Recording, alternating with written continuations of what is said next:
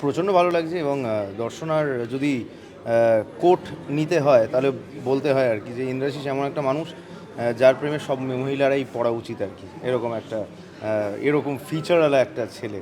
এবং আমারও তাই মনে হয়, টল ডার্ক হ্যান্ডসাম বলতে যা বুঝি আর কি সেটা ইন্দ্রাশিস রয়। এবং আমার খুব কাছের বন্ধুর থেকে এখন বেশি ভাই, তো সেক্ষেত্রে আসতে হতোই।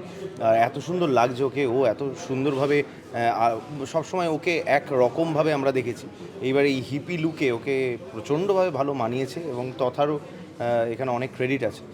এত ভালো ফটোগ্রাফারও ওকে এত সুন্দরভাবে সাজিয়ে তুলেছে। তো মেকআপ আর্টিস্ট বোধহয় বাবাই, খুব ভালো কাজ হয়েছে।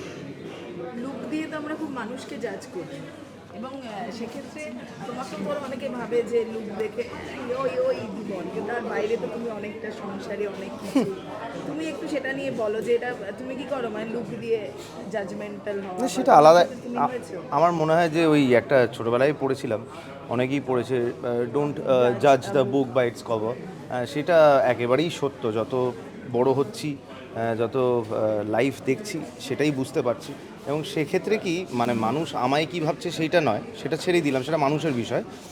কিন্তু আমিও কোনো মানুষকেই ওইভাবে জাজ করি না, তাকে সে কীভাবে দেখতে, তাকে কীরকম বা কী জামা কাপড় পরছে বা কীভাবে হাঁটাচলা করছে সেইটা দেখে নয়। যতক্ষণ না তার সঙ্গে মিশছি ততক্ষণ আমি জাজ করি না। ইনফ্যাক্ট আমি এমন একটা মানুষ, আমি জাজ করতেই পছন্দ করি না কাউকে।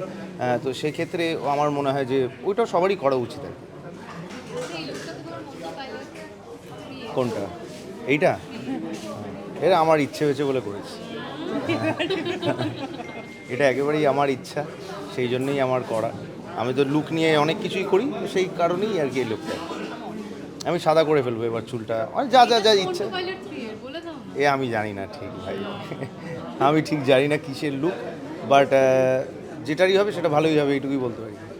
এবং দাদা নতুন বছরে কি কোনো রেজলিউশন নিয়েছো? হ্যাঁ, আমি কিছু মানতে পারি, মানে ওগুলোকে রাখতে পারি না বলে আর রাখিনি, মানে বেকার টাইম ওয়েস্ট হয়ে যাবে। বাট একটা জিনিস যেটা করছি, যেটা এত বছরে করতে পারিনি, সেইটা একটুখানি একটু ফিটনেসের দিকে মন দিচ্ছি। কারণ সত্যি কথাই বলতে, তুমি যখন 30s-এ আস্তে আস্তে চলে যাও, 30s-এর পরে যখন আস্তে আস্তে 40s-এর দিকে এগোতে থাকো, তখন আস্তে আস্তে তোমার হেলথের দিকে, হেলথ ইজ ইউর ওয়েলথ, তো হেলথের দিকে একটুখানি মনোযোগ দেওয়া উচিত আই ফিল। তো সেক্ষেত্রে আস্তে আস্তে, এবং যে ইন্ডাস্ট্রিতে আমরা বিলং করি, যে কাজটা আমি করি, সেটার জন্য প্রচণ্ড দরকার। তো সেক্ষেত্রে একটুখানি ফিটনেসের দিকে মন দিচ্ছি, হিটিং দ্য জিম বা খেলাধুলো সেগুলো আরও বাড়াচ্ছি। তো ওরম টাইপের ব্যালেন্স করার চেষ্টা করছি, সেটাই করার ইচ্ছা আর কি এই বছর, কেন এরপর থেকে।